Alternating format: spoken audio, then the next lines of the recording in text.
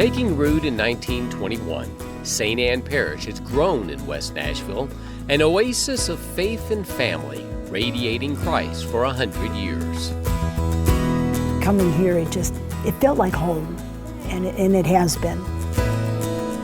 It's like a second family. And even the building, when I walk in those doors, it's just that feeling you get when you walk into your house.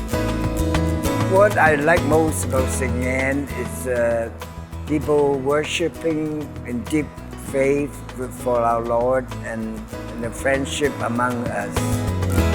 I converted to Catholicism here. My children were baptized here. I was married here. My children went to school here. My wife went to school here.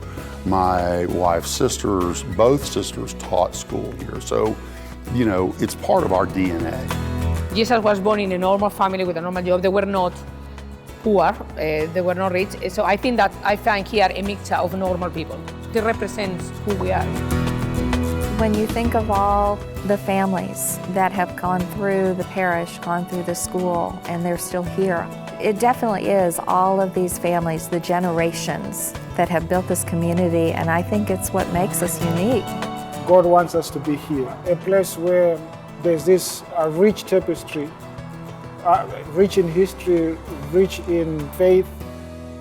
The first seeds of our faith history were planted at 49th and Charlotte in 1917, when the second floor of a hardware store was secured as a place where Sisters of the Daughters of Charity of St. Vincent de Paul could teach catechism to Catholic families in the area. Called St. Peter's Mission, the first Mass was celebrated here in October of 1917, with 115 present. Mass at the Mission was a monthly occurrence. But as the number of Catholics in West Nashville increased, so did the desire to establish a parish with a church so they could celebrate Mass every Sunday. In May of 1921, the Thomason residence at 51st and Charlotte was purchased, and work quickly began to renovate it. The second story was converted to a school and the ground floor into a chapel. A second structure on the property, the carriage house, located where the current garage now sits, was later converted to a rectory. My grandfather helped start the parish when it was up in the store and worked to get the parish down here into 51st and Charlotte. My grandfather, grandmother, and my mother lived in the carriage house till my mom was 8 years old. The mansion had a porch across the front of the building.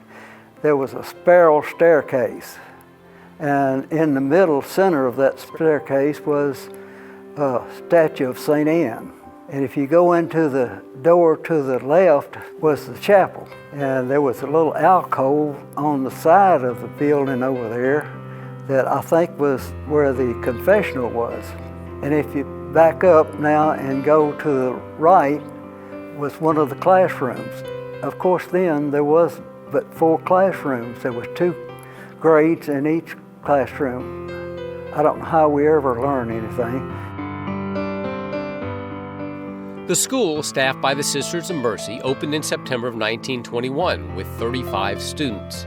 But the new school and soon-to-be church were not named. In a letter to Bishop Byrne, Father Desmond, pastor of the Church of the Assumption, asked that the new school and church be given a name. On October 22nd, the bishop named the new parish St. Ann. A few months later, on December 18, 1921, the new chapel was blessed, and a high mass was sung by Father Desmond. The seeds planted just a few years earlier had taken root and sprouted into a vibrant faith community. They came here and they've set roots, permanent roots here. And I think a lot about those families, and I wonder where their descendants are now. Many remain at St. Ann, families like Toohey, Burns, Seibert, Pigney, Myers, Wolfe, Verschoda, and Ford. I've been at St. Ann's for 87 years. I was actually born 1 block from here on Park Avenue. The Fort and Seibert family lived on both sides of Park Avenue from 52nd to 53rd. So I've been a parishioner, from birth. My mom went to school here as a child, and my mom and dad have sent 9 children through St. Ann's through the years, and they've been in fundraisers for the church, the first church that was built, and the second church, and the school. That first church, seen to the left of the people in this photo, was built in 1939 in the same location as the current church. The school remained in the Thomason House, visible in the back. As the parish grew, more construction followed, with a new rectory built in 1947 and a new school in 1948. The maintenance man here was Clark. He's the one that took care of the maintenance of the facilities around here.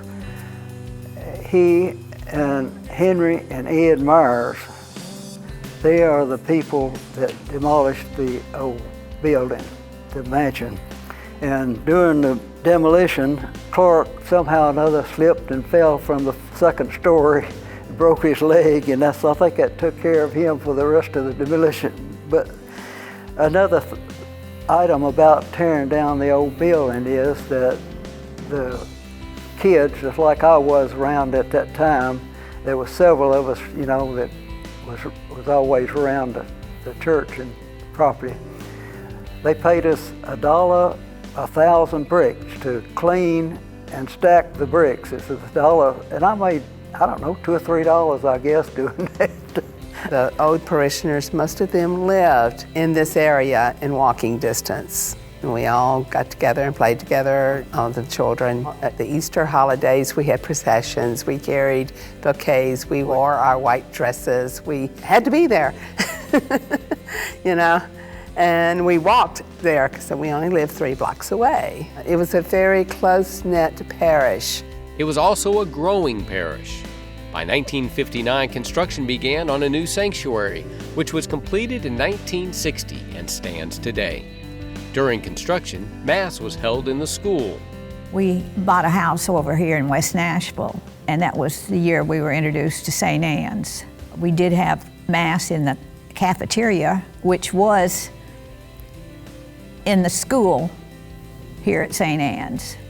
We would go and have Mass downstairs, as I called the basement, because that's what it was called. And there was a stage there, and it was cafeteria, room only. When we got our children into school, they had a lot of activities, church involved, family oriented. We'd go to different events together. The Forts and the Myers and the we all Wolves kind of hung out together.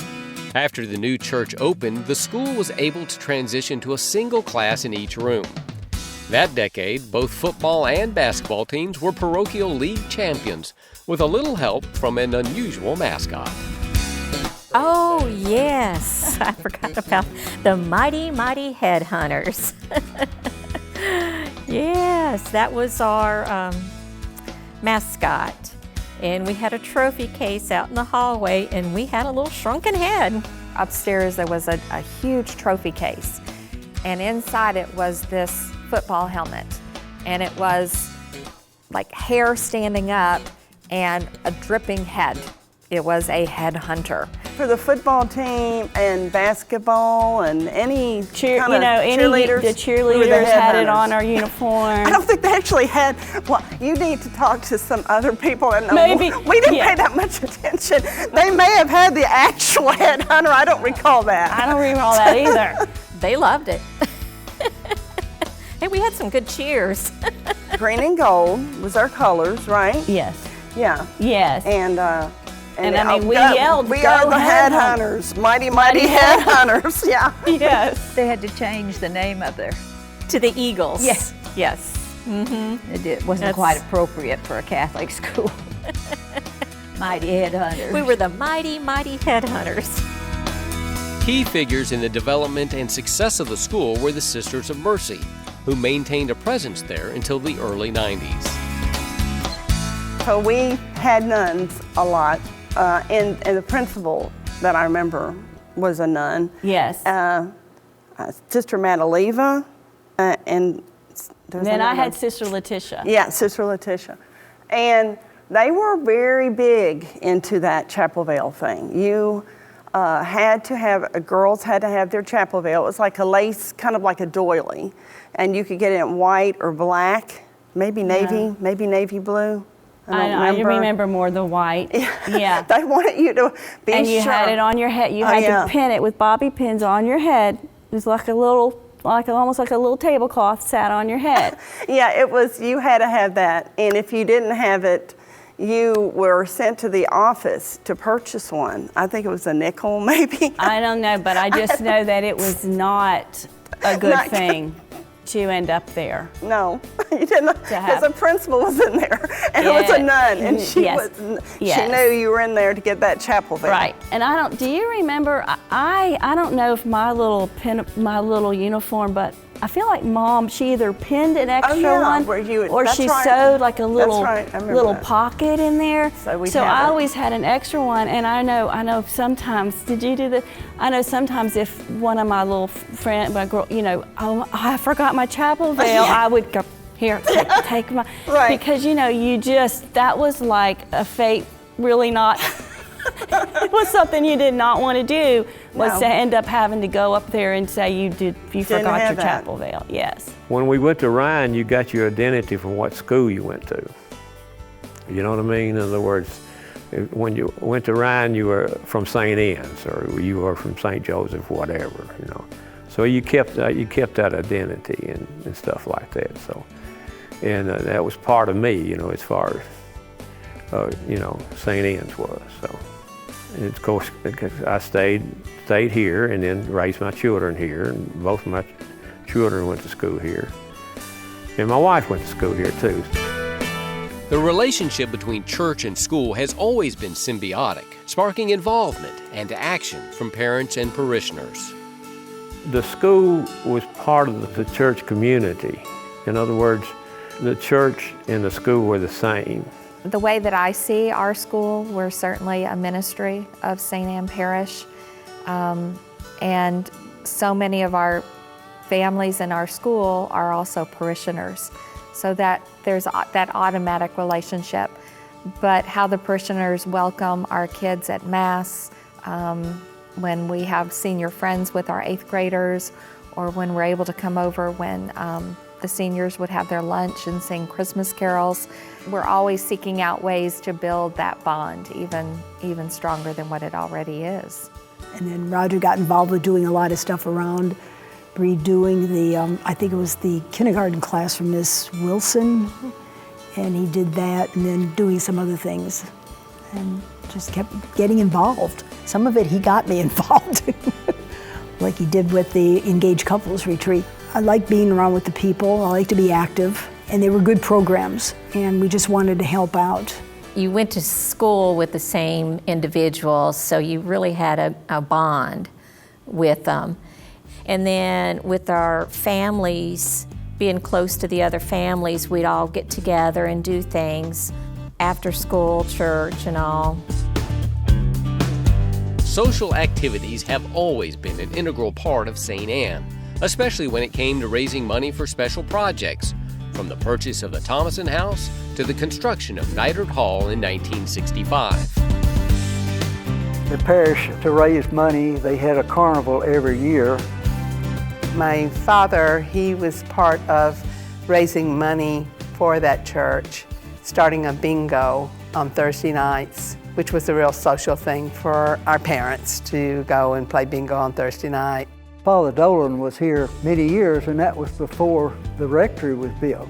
The rectory was in the little house on the corner over there, And the hearsay, I don't know if this is true, but it was always a hearsay that after the bingos, he'd be counting the money at his desk over there and have a pistol on each side of his desk. When I was in CYO, I went to Miss Snyder. I says, I'd like to have, we want a fundraiser. I'd like to have a cake booth there at bingo. And she said, yeah, but only way, one stipulation is you got to help call bingo. Well, then, when Miss Snyder asked, you go, you did. So I called bingo for several years there. I loved bingo, and I remember I only got to go a couple of times, and then bingo went away. And that was a huge thing at this church. They had a 10-year plan to pay off the debt. And Miss Snyder would put her bingo money in the pot, and they paid it off less than 10 years. I think 6 or 7 years they paid the debt off. The ladies always had a little competition going as far as the different booths were concerned. You know, they had the Old Country Store and the cake booth and so forth and so forth. They'd have this little thing going on amongst them, who's going to make the most money, you know. There was one booth there that they had a box that was probably about 3 by 3, and they had holes in it, and they had all these ceramic head walking sticks. Well, you got 3 rings for a nickel or a dime or a quarter or whatever it was, you know, and you would throw them and try to throw them over the ceramic head walking canes. One thing we did is we had old folks, This Is Your Life St. Ann's. And what we did, the seawall would take the older parishioners and bring them back to St. Ann's here and over the gym, and the seawall would serve them. In other words, they would go up here and get their meals and get their drinks and stuff. And we had a program. Ed Myers was the person that put the program on. They would do like plays. And that was taken seriously. I mean, they were practicing, they had the props, they had the costumes, they had the whole thing down. And our dad did a lot of the artwork or the props. And he also was a singer, so he sang in a lot of the Right, sometimes production. they would be like little musicals, and so he would sing as well as some of the other parishioners. Oh, yeah. You know, oh, there was dancing. It was a full-blown production. There was I think it was Mrs. Bills, there was the Bills family, and I believe Mrs. Bills was like the choreographer. I mean, she had all the adults teaching them the dance numbers, and then our mom did makeup. They used to have Christmas parties, and they used to meet all the time. It was like a monthly thing. And I remember they didn't have a garage sale that I remember. They had a craft sale and a bake sale. And I can remember all of the women in the parish, Mary Catherine Hannon, Peggy Fort, all of those women. I mean, I've just grown up with them and their kids, but they would all get together and they would all sit around and they'd make crafts and for hours, and then they'd sell all this stuff, and that was fundraisers. Fundraisers paid for lots of things at St. Ann, including a Chance organ with an impressive 1,039 pipes.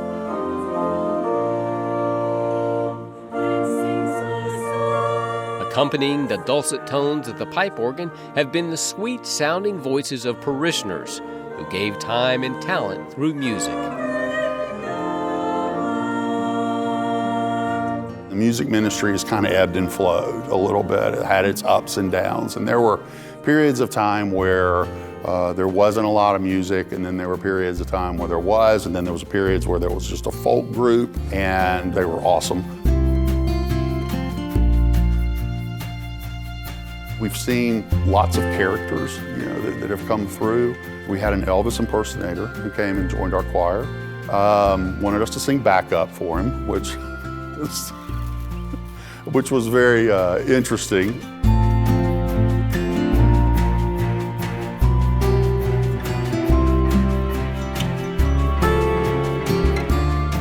We're very fortunate that we have the leadership that we have now. I'm a big fan of Marcina's. I've been here through a lot of different directors, and probably, I want to say, over the 25 years, there's been 5 or 6 different directors, and they all did something a little bit differently. We've had a couple that were more performance-oriented, and that was a little bit uncomfortable for me. That's not where I really view the music as being part of the Mass. It's not a performance, it's a prayer. It's designed to create a depth of feeling and to inspire when possible. Father Leppert was St. Ann's first pastor. Over the parish's first 100 years, there have been many more. Father Dolan, Father Kelly, Father Cunningham, our current pastor, Father Fye. The list goes on. But perhaps one of the most influential and beloved was Father Philip Breen, who shepherded the St. Ann family for 25 years and was a driving force behind major renovations in the early 90s, including construction of a parish life center and improvements at the school. Father Breen was a major supporter of improving this school. He really was a visionary. He wanted the school to be accredited. He wanted it to be handicap accessible. And he said it may not happen for a long time, but he really wanted all of that for the school and for the parish. He really challenged you. He was just a really good person. While Father Breen's business acumen left a lasting impression, his spiritual leadership also made a mark as he championed lay ministry, encouraging parishioners to be the eyes and hands of Jesus through a wide range of programs and groups, like the Knights of Columbus. It took 30 men, practical Catholics, to start a council. I think we had a little over 40 something, close to 50, show up for the meeting. We did a lot the first couple of years, especially with letting the parish know who we were, contacting new families that came in, inviting those men to be a part of our fraternity. During those years, the parish grew, welcoming all, especially Catholics with different ethnic backgrounds, Korean, Sudanese, Vietnamese, and Hispanic. In 2002, St. Ann celebrated the first of many Hispanic Masses. When they decided to do the first Mass in here, we were like, yes, we were happy about it. So, and we're been ever since. That first Hispanic Mass has blossomed into a vibrant ministry with its own religious education program, choir, lectures, youth group, adult groups, and more. Being part of St. Ann's is being part of a church, being part of a community. I'm not here because Father Five, Father Hang, or because of the priest. I belong in St. Ann's. For me, St. Ann's is my Christ home. One day, I asked God, I said, God, you're going to give me a sign if you want me to move from the cathedral to St. Ann's, because I did like the cathedral. So I came here, and there was 11 o'clock Mass on a Sunday, and Father Breen in the sermon said, you know, people in St. Ann's, you are very, very accommodating of foreigners. We have a Korean community, we have the Hispanic community, and you really welcome people from other countries. So that was my sign. That sign reveals how much those seeds that sprouted 100 years ago have continued to grow, putting down deep roots and bearing good fruit. And this is my grandmother's application to be a Sunday school teacher. I have her application hanging on my wall. I think it's just a good reminder of why I'm here and why I'm doing this, and sort of that legacy and those values that she passed on to my mom and to me, and then that my mom passed on to me as well. In our family, there's very much this idea of this place means so much to the older generation of women, and then kind of passing that down to the next and then to the next. We all have a shared history, but we all have a different history. And so that's one of the things that, you know, is so appealing about St. Ann and the parishioners here. It's a passing of time. It's something that we should celebrate and we should acknowledge and know that, you know, my family, both immediate and extended, you know, have played a big role in the establishment of the church and its ongoing missions. And it's something I'm very proud of, and it's something that we want to continue to be a part of. I feel honored to be included in St. Ann community for half a century, and I'm really inspired by the clergy and by the wonderful parishioner who are so nice. It makes me believe I'm happy to be with them. I'm grateful for our parents, you know, coming here and being such a part of everything. And I'm grateful for our family and all the families that I've got to know, and our friends and the priests that have gone through here and done so much, and all the teachers. I mean, it all, you know, comes together to make St. Ann's what it is. And so I think I'm just grateful for all that. I can imagine the numbers of people that have come through here and they've been edified through this community, the number of children that have come through this school, and they've been, got the academic, spiritual, as well as service growth in this school, and they're still. It feels fresh all the time when you come, but it's been here for that long. So Father Brink's ways of keeping on is what I think I'm celebrating this year. Times have changed and people come and go, and when you go to church here, you can see the faces that you've known for forever. It definitely feels special. It's crazy that it's been around this long and probably will be around longer, so I think definitely all the people are what keeps it going. We have the church for the people, come here for prayer. Have the people, know more about Jesus. I think many people, they like it too. They love it. St. Ann's Centennial Celebration is a story of shared faith, passed from family to family, generation to generation. This is our story, and it's really just beginning. Just as these folks gathered in 1917 to celebrate the first communion class receiving the Blessed Sacrament, along with Mr. Joseph Perry Sr., the first convert in the new mission, we gather now to celebrate a faith family that is not defined by a moment in time, but rather by its continuing journey as disciples of Jesus, radiating the light of Christ for many years to come. My hope is that 100 years from now, the feelings are the same, that it's the comfort, it's the inspiration, it's the knowing, it's the solid base, it's the foundation on which you're building everything else.